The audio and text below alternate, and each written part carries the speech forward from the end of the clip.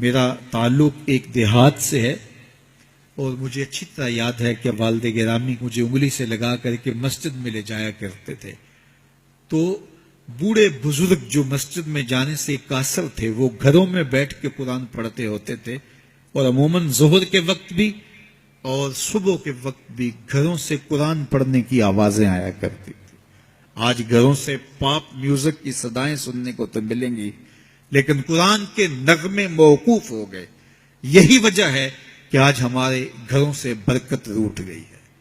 دولت کی فراوانی کے باوجود، وسائل کی کثرت کے باوجود، اسباب آسودگی حاصل ہونے کے باوجود نہ آسودگی ہے، نہ سکون ہے، نہ طمانینت ہے، نہ برکت رہی، اس لیے کہ ہمارے گھروں سے قرآن رخصت ہو گیا.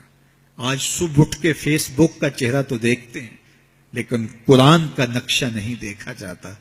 تو برکت کے قافلے گھروں سے رخصت ہو گئے اور گھر برکتوں اور رحمتوں سے خالی ہو گئے. آج بھی اگر ہم نے گھروں میں برکتوں کو واپس بلانا ہے، رحمتوں کو اپنے گھروں میں واپس لانا ہے، تو قرآن مجید کی تلاوت کو اپنے معمولات میں شامل کر لیجئے گا. پھر گھر میں آسیب کا سایہ نہیں ہوگا، ٹونا اور جادو نہیں ہوگا.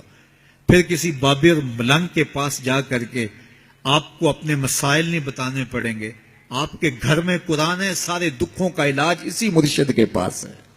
ساری مصیبتیں اور ساری مشکلیں اور سارے مسائل اسی قرآن کے دامن سے دور ہوتے ہیں اور اسی قرآن سے وابستگی سے گھر میں برکتیں اترتی ہیں.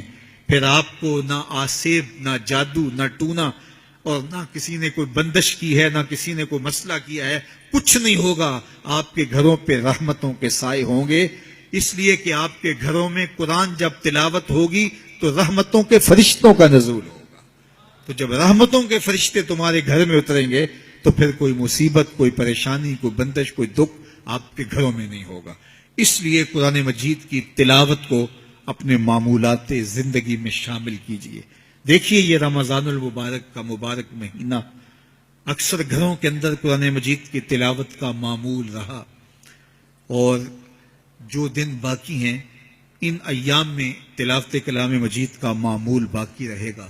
تو اس کی برکتیں آپ اپنی آنکھوں سے دیکھ رہے ہیں.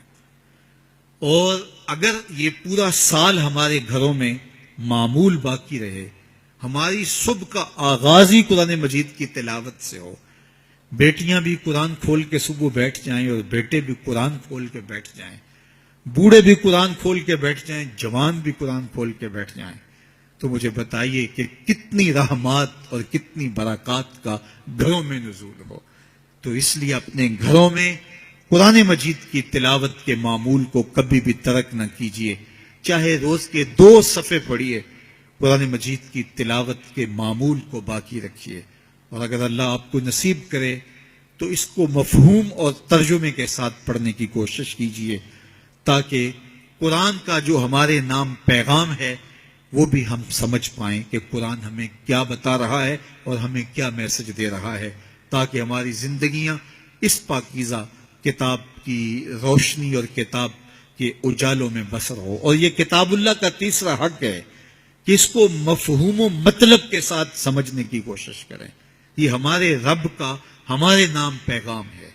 آپ کے کسی دوست کا، کسی ملنے والے کا آپ کے نام خط آ جائے اور وہ اس زبان میں ہو جو زبان آپ نہ جانتے ہوں تو اتنی دیر تک آپ مطمئن نہیں ہوتے جب تک اس کے مندرجات سمجھ نہیں لیتے، کسی ایسے شخص سے وہ مضمون جان نہیں لیتے جو وہ زبان جانتا ہو. تو ہمارے رب کا ہمارے نام یہ میسج ہے، ہمارے نام یہ پیغام ہے رسول کریم صلی اللہ علیہ وآلہ وسلم کی وساطت سے. تو ہمیں اس کو سمجھے بغیر چین کیوں آ گیا ہے؟ تو ہم اس پیغام کو سمجھیں کہ ہمارا رب ہمیں کیا فرما رہا ہے، کن امور کا حکم دے رہا ہے اور کن باتوں سے ہمیں روک رہا ہے.